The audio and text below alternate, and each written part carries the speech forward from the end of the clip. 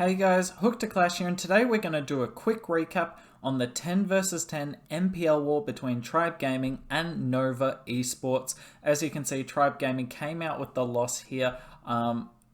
We won on percent as well, so unfortunately we were one triple away from winning this war. And I played with the Tribe Gaming team, and I came in at the last second, and we just needed one triple between SLS and I, and neither of us could get it. I got quite close, but it just didn't work out for me. So unfortunately, couldn't save the war for Tribe Gaming there. So that means we're out of the tournament. But that's not going to stop me from doing a quick recap on some of the attacks here, because there were some really nice hits. We're going to come in with Ziggy's hits first. And if we've watched enough of this channel, guys, we know that Ziggy comes in with plenty of OP hybrid attacks. So what's he going to come in with here? So as you can see, he's starting with a bunch of loons at the 9 o'clock area, and then, yep, he's coming in with a blimp. We see so many of these attacks from Ziggy. Elliot's kind of the hybrid guy with the siege barracks, and Ziggy's definitely the hybrid guy with the Yeti bomb. And look at it, with the rage here, he's going to get really nice value out of this Yeti bomb. Look at it, all those Yeti mites dive straight onto the eagle there. That's just perfect for this attack. And look at it as well, because the Yeti bomb went quite a little way into the CC range, it's quite possible that either the Yetis or the death damage from the blimp took out the headhunters. And look how much easier it makes it for his queen here. She doesn't have to deal with the headhunter, which means A, her attack speed isn't slowed down, and B, you don't have to pop like a rage spell unexpectedly or use queen ability. So he's chilling with the queen here. And essentially what he's going to do, he's going to walk up towards the town hall here. Then he'll wall break on this archer tower that we can kind of see round about here. And then that's going to give him access to the town hall. And then I believe he comes in with the hybrid from the bottom side of the base, because look how good the pathing is through the base, guys. So yeah, as we can see, despite, obviously one of the downfalls of using the rage with the Yeti bomb is you only have 2 rages for your queen, but he's only just using the second one as he gets onto the town hall now. Unfortunately, these skellies are going to force not just 1, but I think 2 freezes or the queen ability here. I can't remember what he goes with. Looks like he's going to go with the queen ability, guys. Fair enough. And then the queen beats a wall to get her into the core. And he has an interesting decision, guys. I'm actually going to pause it here. He has 2 choices. So as we can see here, he's still got a freeze spell, but a lot of the time you'll want to save that for your hybrid. But most importantly, he's got this rage spell here. Now, he has a choice. He either rages his queen right here, because she's going through a lot of damage in this compartment, as you can see there, and potentially, and the expo as well. Or he lets her die and save the rage for the hybrid. I'll let you guys think about what you'd do first. We'll go into the attack whilst you guys are coming up with your answer. And as you can see, the king's setting a really good funnel on the bottom side. Often if there's no Tesla farm on the outside, then you don't need the siege barracks as well. The king will do great work himself. And as you can see, guys, he let his queen die. He was well aware that he could have used the rage there, but he decided to use the rage on his hybrid. Do you guys think that was a smart idea? I don't actually have the answer to this question, by the way. It's an interesting top-up, but the most important thing, and, you know, the thing I want to highlight the most out of that is he was decisive. He didn't decide at the last second what he was going to use the rage on, because the worst thing you can do in that scenario is say, oh, I'm going to use the rage for my queen, and then she dies as you put the rage spell down. So you have to commit to what you want to do and know well ahead of time what you're going to do with that said rage spell. And Ziggy decided, and because of that you know, split second decision he made, and he stuck to the decision, it's going to get him the triple here. As you can see, a lot of his hybrids dead, but the 3 heroes just going to push through the back end of this base. He actually did get this triple at literally the last possible second, so I'm sure if you go to the start of this replay, it will start dead on 3 minutes. So a bit fortunate there, but nice triple by Ziggy. Eve Check is going to be coming in on base 2, guys, and he's going to be coming in with a Yeti Smash. But as you can see, with the Yeti Smashes these days, we are seeing less and less Yetis bought in the compositions, because people are opting to bring these witches. And if I'm not mistaken here, he'll use these 3 witches to tank for his Barbarian King on the outside. Now, the reason we weren't seeing this in past metas is because a lot of the compartments were closed, so the king could only get so much value. But now with these open compartments with like singles and stuff in it, if you can tank for your king and keep him alive for much longer, he's going to get so much value through the base for you guys. So as we can see here, he's coming in with the Warden Walk. I think he meant to get rid of that multi, but he actually missed it. Everyone makes mistakes, guys. Those zaps are hard to do, honestly. But luckily it's just a multi anyway, so it's not going to hurt his Yeti Smash too much. And essentially he's just going to Warden Walk the outside of where he zapped, which is obviously the best thing to do. And then he's going to enter with the Yeti Smash straight into the Town Hall. Unfortunately leaves the air defense up, but I assume he thought time was a big issue. And look at these. We're going to, obviously we're going to be focusing on the Yeti Smash, but I want you guys to keep like a keen eye on what happens with these witches and how much value they get. I don't actually know how much value they get, guys, but I'm pretty sure they're going to get good value for him. And it's just something you've got to consider with your Yeti Smash attacks now. Can you get value out of the witches? As you can see, that Warden ability carries him through the base. The Yetis, he deliberately didn't open the Town Hall compartment, guys. As you can see, the wall break opened up all these walls here, but not the Town Hall compartment, which is here, which means the slow effect that the Town Hall does nothing, because none of the troops are standing on the Town Hall.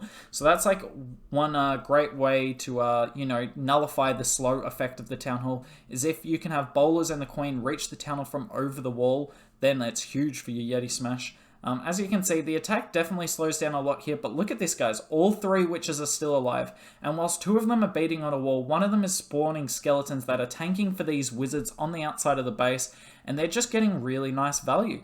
Like, yeah, it might have been nice to have, I think it's 2 more Yetis, but most of the Yetis are dead anyway, and it's really the Queen and the witches that are carrying this attack through to the end. He's still got the Queen ability. I'll remove all those drawings. Sorry about that, guys. He pops the Queen ability here. Those witches are still going. I think they're going to just go down to this Wizard Tower here. Obviously, a Wizard Tower is a tough task for them, but he's going to have enough to get through the rest of this base. Not an overkill by any means, but just an interesting way to see how these witches are getting incorporated not only into mass witch attacks, but also into Yeti Smashes. But GG to Eve check there. And we're coming in with Nick, guys. I know what you're thinking. Zap Lale. Well, no, you're wrong, guys. Look what he's coming in with. Nick's on the bandwagon as well. This Zap Slap, as some people are calling it, where you're going to start your Warden Walk. As you can see, he starts his Warden Walk at the bottom here. And then once you start your Warden Walk, you'll normally zap like a scatter shot or a multi. That's kind of deeper in where you're Warden Walking, so you get an even better funnel. And then you just spam. Spam's the best way I can put it, guys. You just put all your troops down in about the same spot. Don't really put many spells down, and you triple the base, as we're going to see here from Nick. So he's coming in with the ground attack, guys. This might be the first ground attack you've ever seen Nick do. It's certainly one of the first ones I've ever seen him do, but he's definitely going to make it work here, guys. So as you can see, spamming a whole bunch of witches together, and then what you're seeing a lot of the times with this attack is you use like 3 witches and then the P.E.K.K.A out of the siege barracks and the king with like an ice golem just to funnel and tank at the start, just so your witches can start getting their skeleton army up, because obviously when there's no skeletons up, this is when the witches are most vulnerable. So yeah, you're just going to make sure at the start that you do tank for them and you do give them time to get in a position to start wrecking the base. As you can see here, that Town Hall was doing work on the witches, so he did decide to freeze the Town Hall. Smart decision, obviously, and as you can see, this single on the flanks being annoying, but honestly, there's not a lot a single can do against this sort of attack. Thankfully, a witch and a couple of wizards go, and this is when the attack goes crazy, guys. So he's going to have so many witches just go through the core here. We're going to zoom in on this. I know we're probably tunnel visioning. There's a lot more happening in this attack, but this is where the real interesting stuff's happen, and we can see how strong this witch attack is. He's still only, I think he's only got like 3 healers left up, guys, but look how many witches he's got up. And what's going to kill these witches? The RC's tanking out the top side, so he's keeping all his witches together in the same compartment. And this poor airbow here, what can you do if you're the airbow? And these skeletons, yes, the Wizard Tower's wrecking them, but there's just no DPS left on the base to kill heroes, and that's one of the main benefits of this attack, is those witches will just tank for your RC, your Queen, and your Warden the entire attack, and then they've just got to clean up the little bit at the end, because obviously they struggle with wizard towers on the outside. But look at this, guys. This is disgusting. This is absolutely disgusting. Look how many skellies are up. Without any splash left, these skellies are nigh on impossible to kill, guys. So this was remarkable for two things. A, how many troops he still had up, and B, Nick did a ground attack. So GG to Nick there. And I think there's just one more triple. This is going to come in with Itsu, and I know what you're thinking. It's probably a hybrid, guys. Nope. He's coming in with mass witches as well, yet again. He's only bringing the 4 healers. I don't know why he decided to do that, but clearly he didn't see the need for a 5th, because I don't think the healers are as good for witch attacks as, say, they are on Yeti attacks. And then he's got the Quake as well, obviously. I don't actually know this plan, guys, so I'm going to be experiencing it live here with you. Let's see what he decides to zap. It's definitely going to be one of the scatters, you would think. So given he's starting his Warden walk from here, I'm going to guess he's going to zap this scatter on the near side. And yep, he does that. He makes sure to damage the king as well. Obviously, you don't take a lot of his hit points out, but it's worth just putting the damage on him anyway. He uses the Quake to damage the outside defenses here. It's just going to speed up his Warden even more, because time is one of the enemies of this attack. If I was to guess, he's going to go straight into this compartment at the bottom. Then he might wall break this air bow, but he's got no wall breakers, guys, so he's probably going to jump on this ground bow, air bow sort of area, and that's going to get him access to most of the damage in the base, honestly. So yeah, smart play from Itsu there. Good zap, good Warden walk, and let's just sit here and watch for the next minute and 50 seconds as 12 witches just completely destroy a base and make it look silly. My main problem with this attack, guys, is it's just so simple. These zaps have just enabled a few too many spam attacks. I think the zaps are a great idea. They brought, a whole new meta, and the meta is interesting and all that. But this attack is probably the dumbest attack we've seen in the meta in a while. Look at this. Look at this. Like, what are you going to do?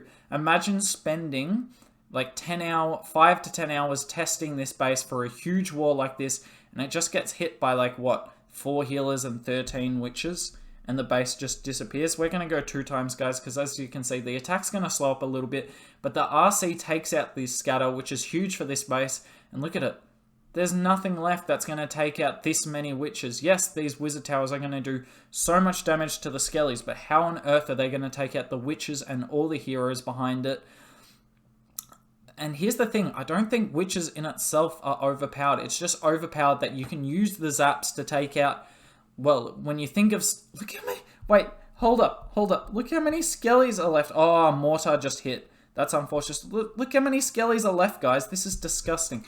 Anyways, back to my point. I don't think witches are like overpowered, guys. I just think you don't have enough OP splash, and if you run multis, you'll get destroyed by another composition. So base building at Tunnel 13 just got even harder.